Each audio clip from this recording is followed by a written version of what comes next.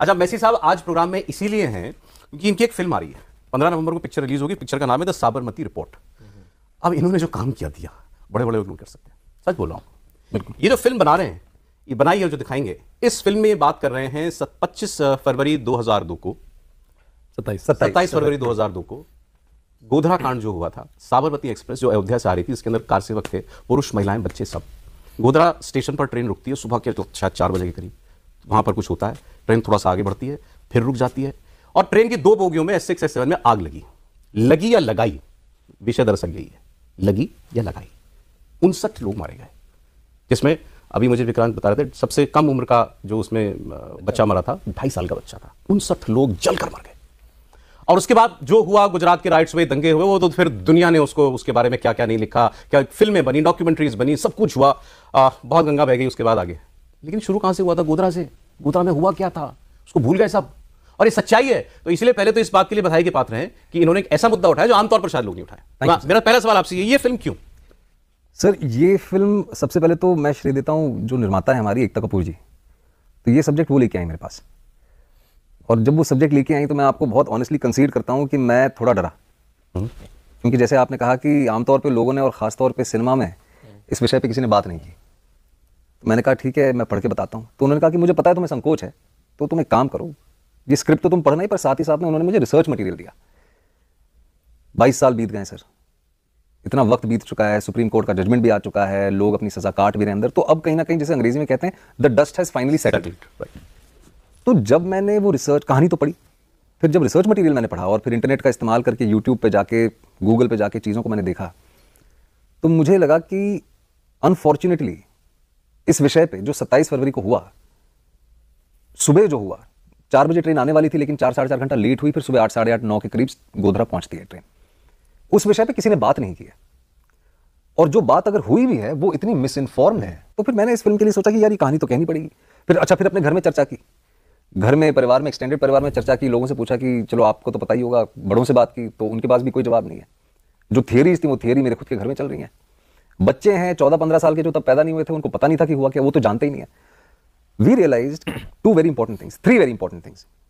सबसे पहले तो ये कि वो 59 लोग जो थे, जो जिनको जिंदा जला दिया गया, वो मेयर स्टैटिस्टिक्स बन के रह गए सर। मैं इतने जर्नलिस्ट से मिला हूं इस तैयारी के दौरान, मैंने उनसे एक सवाल पूछा जिसका फाइनली हमने सोचा कि ये एक फिल्म का, हमारी फिल्म का डायलॉग होना चाहिए, फिल्म का हिस्सा होना चाहिए, कि वो 59 लोगों में से किसी को भी 2 लोगों के नाम नहीं पता है। दूसरी चीज ये कि एक जनरेशन है जिनको इस विषय के बारे में कुछ पता नहीं है, और ये एक ऐसी चीज है जिसे हम कह रहे हैं कि ये एक्चुअली मॉडर्न हिस्ट्री में हमारे देश का 9/11 था। पूरा सोशियो पॉलिटिकल फैब्रिक आपके देश का बदल गया, पॉलिटिक्स बदल गई, कल्चर बदल गया, एक दूसरे को देखने का नजरिया बदल गया, ड्राइंग रूम कॉन्वर्सेशंस बदल गई। And lastly the most important thing which we wanted to talk about, और वो आप ट्रेलर में देखेंगे कि मीडिया का क्या रोल था। जो डेमोक्रेसी का आपका चौथा पिलर है, जो आपकी जनता की आंखें और कान है, उन्होंने क्या किया? क्या उन्होंने सत्य जो हुआ वो बताया आपको? और अगर नहीं बताया तो क्यों नहीं बताया? So these are things we thought कि भैया ये कहानी हम लेके आते हैं, और क्योंकि अनफॉर्चुनेटली किसी ने सिनेमा में इस विषय पे बात नहीं की तो हम करना चाहते हैं। चर्चा बहुत वायरल होने वाली है जो होगी। एक चीज में वाक्य जो इन्होंने कहा सर, मैं उनका ट्रेलर प्ले करना चाहता हूं क्योंकि सॉरी मैं आपको बीच में बोल रहा हूं मैं, लेकिन एक मिनट उससे पहले एक छोटा सा सवाल है। ट्रेलर से पहले जी सर, कोई भी कलाकार कोई प्रोजेक्ट लेता है तो ही has to be convinced with it जी, अंदर तक कि जो मैं कर रहा हूं मेरी कन्विक्शन है इसका। जी, आपने कहा मैंने इसकी रिसर्च भी पढ़ी, केवल स्क्रिप्ट नहीं। जी, there is no iota of doubt in your mind कि वो कोच जलाए गए थे। सर ये तो सुप्रीम कोर्ट का आदेश है सर, और अगर आप सिलेक्टिविज्म सुप्रीम कोर्ट के आदेश पे भी करेंगे तो गड़बड़ है। Somewhere the buck has to stop. Drawing room conversations तक ठीक है, मतलब मोहल्ले में बात होती है, तमाम चीजें होती हैं। देखिए selectivism somewhere it has to stop. अगर आप कॉन्स्टिट्यूशन की बात करते हैं, अगर आप डेमोक्रेसी की बात करते हैं, अगर आप लॉ एंड ऑर्डर की बात करते हैं, तो क्या आप बैठ के सुप्रीम कोर्ट के ऑर्डर को डाउट करेंगे? Thank you. आपकी फिल्म अगर जितना आप बता सकें, जी जी, कहां से शुरू हो रही है और कहां तक जा रही है? तो सर जैसे मैंने कहा कि हमारी फिल्म एक इन्वेस्टिगेटिव जर्नलिज्म पे बेस्ड है, और स्ट्रिक्टली हमने जो 27 फरवरी की सुबह हुआ उस पर हमने बात की है, क्योंकि जैसे मैंने कहा उस विषय पे आपको सिनेमा में कुछ नहीं मिलेगा, और सिनेमा से दूर अगर आप डॉक्यूमेंट्री की दुनिया में भी जाएंगे तो वहाँ पे आपको कुछ नहीं मिलेगा। तो ये जैसे मैंने कहा कि जर्नलिज्म के ऊपर है। आपने अभी टीजर भी देखा कि 3 पत्रकार हैं, अंग्रेजी पत्रकार हैं एक, और एक एस्पायरिंग जर्नलिस्ट है, और एक हार्डकोर हिंदी जर्नलिस्ट है आपका। आप कौन से उसमें? मैं उसमें सर हिंदी पत्रकार बना हूँ उसमें। और उनकी क्या फाइंडिंग्स होती हैं, और उनकी फाइंडिंग्स के साथ साथ चर्चा जो उस वक्त समाज में चल रही थी, देश में चल रही थी, उसको हमने वो मिसमैच, वो मिसकम्युनिकेशन को दिखाने की कोशिश की है. The contribution of the media through this incident is what exactly what we are trying to talk about. जो सच था वो वैसा का वैसा नहीं दिखाया गया. ये मतलब सर, ये तो सभी जानते हैं कि 2002 से लेकर 8-9 तक कितनी थियरियां थी. जब आप थियरी शब्द का इस्तेमाल करते हैं तो आप ये एक अंदेशा देता है कि सच्चाई बहुत दूर थी उस वक्त. बाकी तो आप लोग एक्सपर्ट्स हैं, आप लोग मुझसे कहीं ज्यादा जानते हैं. थ्योरी वही आती है जहां पर आप जहां फैक्ट पर पर्दा डाला हुआ हो या डाउट किया जा रहा की हो. कोशिश कर रहे हैं. नहीं, एक बात जो विक्रांत जी ने शुरू में कही, पहला इनका जो ओपनिंग स्टेटमेंट था कि जब इनको सब्जेक्ट बताया गया तो थोड़ा डरे. 22 साल में ये अंतर हुआ है, ये थोड़ा डरे. आज से 20 साल 18 साल पहले अगर ये सब्जेक्ट आया होता तो ये बहुत ज़्यादा डरे होते, और इनकी जगह कोई भी होता तो ये जो नैरेटिव का वॉर है, जिसमें एक तरफा नैरेटिव चलता है, जो ताकतवर हैं, जिनके हाथ में सब कुछ है, सत्ता है, मीडिया है, और मतलब पता नहीं कहना चाहिए कि नहीं, जुडिशरी का भी एक हिस्सा है, उन सब लोगों के लिए एक तरह का एक तरफा नैरेटिव गढ़ना आसान होता है. और दूसरी बात जो उन्होंने, और वो हुआ इस गोधरा के मामले में पूरी तरह ब्लेटेंट तरीके से हुआ. आप 59 लोगों की जान गई, इस मुद्दे को कहते हैं कि सेकेंडरी है, इसकी बात मत करो. उसके बाद जो दंगा हुआ उसकी बात करो. दंगा किस लिए हुआ इसकी बात मत करो, लेकिन दंगा हुआ इसकी बात करो. और दूसरी बात इन्होंने जो कही, 3 पत्रकारों की बात कही. देखिए, ये सच जो है आज़ादी के बाद से, ये आज़ादी के आंदोलन के दौरान से देखिए, आज़ादी के बाद भी, कि सच ऐसी घटनाओं का हमेशा भाषाई पत्रकार सामने लेकर आते हैं. जो रोल इन्होंने प्ले किया, बताया. ठीक है. तो आप मीडिया को देखें, हम लोगों ने, मतलब ये घटना तो हम लोगों के सामने की है, ऐसा भी नहीं है कि हमने किताब में पढ़ा उससे पता चला है. किस तरह से रिपोर्टिंग हुई अंग्रेजी मीडिया में और भाषाई मीडिया में, दोनों का अंतर देख लीजिए, आपको बड़ा साफ डिवीजन नजर आएगा.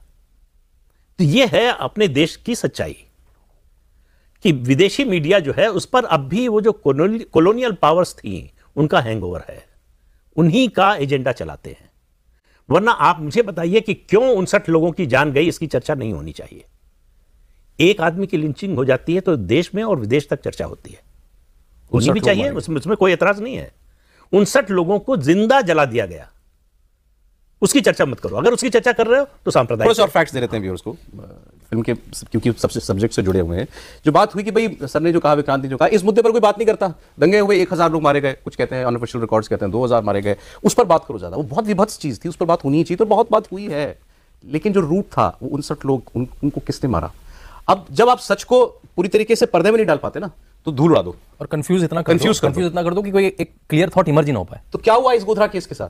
कमीशन बने, एक कमीशन बनाया गुजरात सरकार ने, मोदी जी ने, नानावती शाह कमीशन बनाया.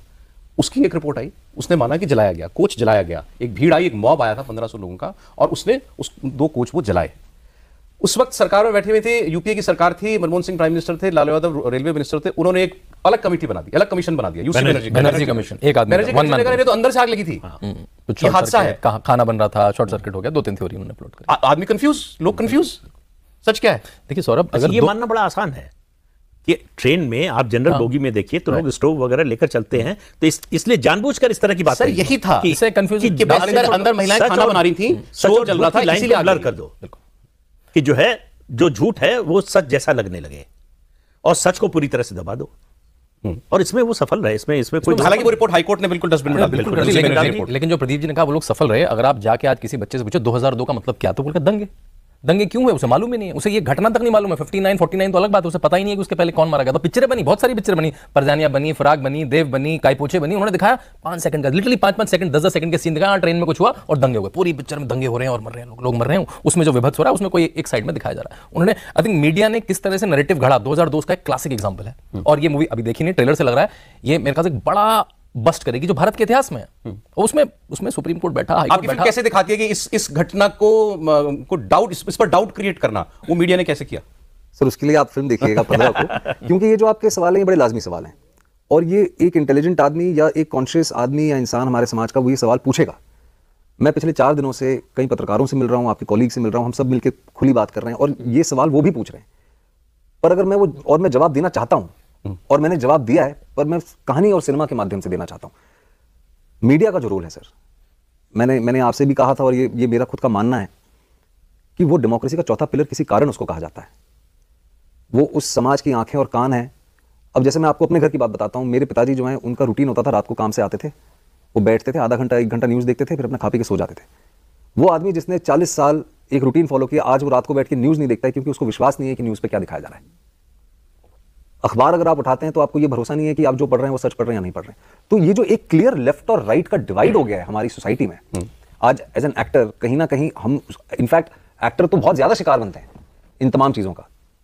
अभी जैसे आप एक्टरों से पॉलिटिकल सवाल पूछे जाते हैं, हमारी कोशिश ये इस फिल्म से ये रही है कि फॉर वंस, और बहुत मुश्किल है क्योंकि अनफॉर्चुनेटली सोशल मीडिया के कारण ये इतना लेफ्ट और राइट हो गया है, वो 2 घंटे 10 मिनट के लिए ये सब हटा के इंसानियत के नाते ये देखो कि वो 59 लोगों को तुमने सिर्फ आंकड़ों के तौर पे देखा है।